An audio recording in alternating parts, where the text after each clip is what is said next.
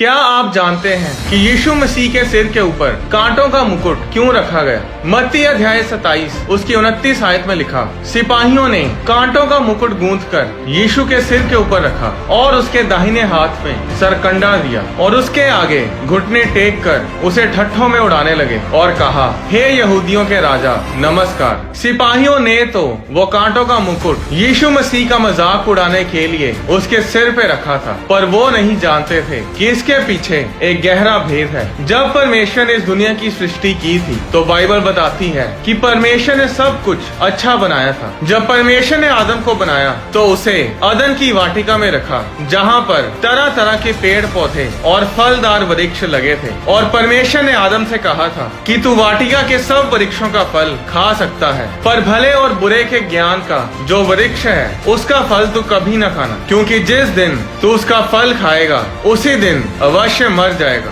अब आदम परमेश्वर की आज्ञा को तोड़ देता है और उस मना किए हुए फल को खा लेता है। उत्पत्ति अध्याय 3 उसकी 17 आयत में परमेश्वर ने आदम से कहा, तूने जो अपनी पत्नी की बात सुनी और जिस वृक्ष के फल के विषय मैंने तुझे आज्ञा दी थी कि तू उसे ना खाना, उसको तूने खाया है, इसलिए भूमि तेरे कारण शापित है। तू उसकी उपज जीवन भर दुख के साथ खाया करेगा और वह तेरे लिए कांटे और ऊंट कटारे उगाएगी और तू खेत की उपज खाएगा। उस दिन आदम के पाप के कारण सारी सृष्टि श्रापित हुई। जानवर एक दूसरे को मारने लगे, जमीन श्रापित हुई और जमीन कांटे और ऊंट कटारे उगाने लगी। उस पाप ने इंसान को परमेश्वर से दूर कर दिया। वो कांटे श्राप की निशानी थे, गिरी हुई सृष्टि की निशानी थे। जिस सृष्टि को परमेश्वर ने फल लेकर आने के लिए बनाया था, वही सृष्टि अब दर्द, खून, आंसू और तबाही पैदा कर रही थी। कांटे निशानी थी श्राप और मौत की, और उस दिन जब यीशु मसीह के सिर के ऊपर कांटों का मुकुट रखा गया तो ये कोई इत्तेफाक नहीं था। आज इंसान मुसीबत में क्यों है? उसी श्राप की वजह से। आज अपने आप कुछ भी अच्छा नहीं होता, उसी श्राप की वजह से। बीमारियां कहां से आई, मौत कहां से आई? उसी श्राप से। कांटे निशानी थी श्राप और मौत की, और उस दिन जब यीशु मसीह के सिर के ऊपर कांटों का मुकुट रखा गया तो ये कोई इत्तेफाक नहीं था, ये एक चिन्ह था कि यीशु मसीह उस श्राप को अपने ऊपर ले रहा है ताकि हम उस श्राप से आजाद हों। इसलिए कांटों का मुकुट जो कि श्राप का प्रतीक है, यीशु मसीह के सिर के ऊपर रखा गया, क्योंकि यीशु मसीह ने सूली के ऊपर हमें उस श्राप से हमेशा के लिए आजाद किया। गलातियों अध्याय 3 उसकी 13 आयत में लिखा, मसीह ने जो हमारे लिए श्रापित बना हमें मोल लेकर व्यवस्था के शाप से छुड़ाया, क्योंकि लिखा है, जो कोई काठ पर यानी जो कोई सूली पर लटकाया जाता है वह शापित है। हर एक बात जो बाइबल में लिखी है, हर एक शब्द जो बाइबल में लिखा है, उसका बहुत ही बड़ा मकसद है। बाइबल में कुछ भी ऐसे ही नहीं लिखा गया। परमेश्वर जो कुछ भी करता है उसके पीछे उसका एक खास मकसद होता है। वो इंसान जो परमेश्वर के साथ आमने सामने बातें करता था, जो स्वर्ग दूतों के साथ बातें करता था, उनके साथ काम करता था, अब स्वर्ग और स्वर्गीय चीजों से दूर हो चुका था। वो ना तो परमेश्वर को देख सकता था, ना उससे बातें कर सकता था, ना ही स्वर्गीय दुनिया के साथ कोई बातचीत कर सकता था। इंसान को अपने से दूर जाता देखकर परमेश्वर से रहा नहीं गया, और उसने एक ऐसी योजना बनाई, एक ऐसा मास्टर प्लान बनाया जिससे इंसान फिर से परमेश्वर के साथ रह सके, परमेश्वर के साथ समय बिता सके। और ये योजना थी यीशु मसीह को क्रूस पर चढ़ाया जाना। अब जब यीशु मसीह और बरअब्बा को सभी लोगों के सामने पेश किया गया तो वो भी कोई इत्तेफाक नहीं था। इसके पीछे भी एक मकसद था, एक भेद था। पुराने नियम में योम किप्पोर के दिन एक रस्म की जाती थी। अगर आप पुराने नियम को पढ़ें तो उसमें ऐसे बहुत से पर्व इजरायली लोग मनाते थे, जिनको मनाने के लिए परमेश्वर ने इजरायलियों को आज्ञा दी थी। इनमें से एक पर्व था योम किप्पोर, जिसे प्रायश्चित का दिन भी बोला जाता है। ये दिन पूरे साल के सब दिनों में से अति पवित्र माना जाता था। सिर्फ यही एक दिन था जब महायाजक इजरायली लोगों का परमेश्वर के साथ मेल मिलाप करवाता था। इस दिन इजरायलियों के पिछले गुजरे साल के सभी पापों को परमेश्वर माफ कर देता था। अब योम किप्पोर वाले दिन एक रस्म की जाती थी। इसे बड़े ध्यान से सुनिएगा। इस रस्म में महायाजक 2 बकरों के साथ साथ लोगों के सामने खड़ा होता था। लेवी व्यवस्था अध्याय 16 उसकी 8 आयत में लिखा,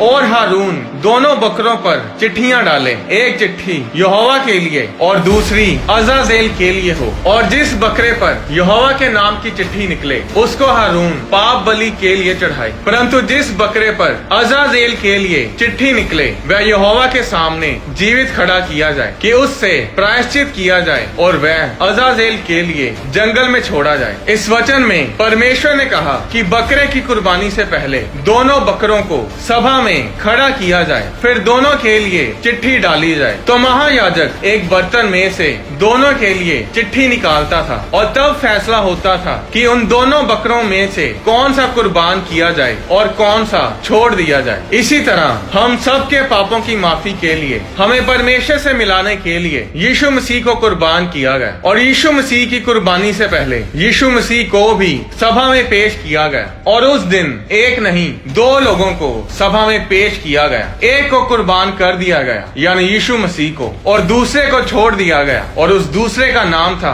बरअब्बा, और पाप बलि के बकरे की तरह यीशु मसीह को कुर्बान किया गया और दूसरे बकरे अजाजेल की तरह बरअब्बा को छोड़ दिया गया। योम किप्पोर पर्व की रीति के अनुसार जो बकरे कुर्बान किए जाते थे उनका एक जैसा होना जरूरी था। यीशु मसीह परमेश्वर का बेटा है, पिता का बेटा है। क्या आप जानते हैं कि बरअब्बा का मतलब क्या है? बरअब्बा नाम इब्रानी भाषा के 2 शब्दों से बना है, बार और अब्बा। बार का मतलब है बेटा और अब्बा का मतलब है पिता।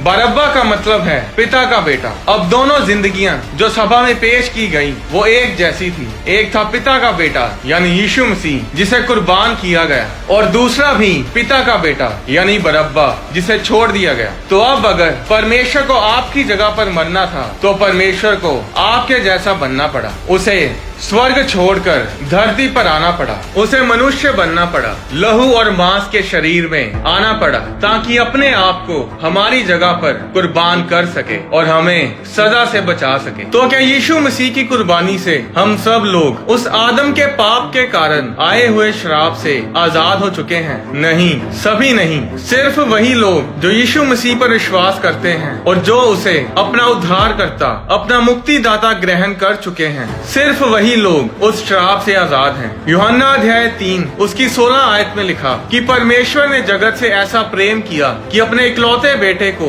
हमारे लिए दे दिया ताकि जो कोई उस पर विश्वास करे वह नाश ना हो बल्कि अनंत जीवन ग्रहण करे। यीशु मसीह कोई बेचारा नहीं था कि उसे लोगों ने पकड़ा और सूली पे चढ़ा दिया। बरअब्बा को आजाद करवाना और यीशु मसीह को सूली पे चढ़ाना लोगों के हाथों में नहीं था, ना कि पिलातूस के हाथ में था। यह पहले से ही तय था। यह परमेश्वर का ही प्लान था कि अपने इकलौते बेटे को हमारी खातिर कुर्बान किया जाए और हमें उस कुर्बानी के जरिए परमेश्वर के साथ फिर से मिलाया जाए। परमेश्वर ने अपने इकलौते बेटे को उस समय कुर्बान किया जब हम पापी ही थे। उसने इंतजार नहीं किया कि पहले लोग तौबा करें फिर मैं अपने बेटे को सूली पे चढ़ाऊंगा। आज अगर आप यीशु मसीह को अपना उद्धारकर्ता नहीं मानते तो आप अभी भी उसी आदम के श्राप में हैं। अगर आजादी चाहते हैं, असली आशीष चाहते हैं तो वो यीशु मसीह में आकर ही हमें मिलती है। शैतान पहलोठों पर क्यों अटैक करता है और कौन सी आशीष पहलोठों पर होती है,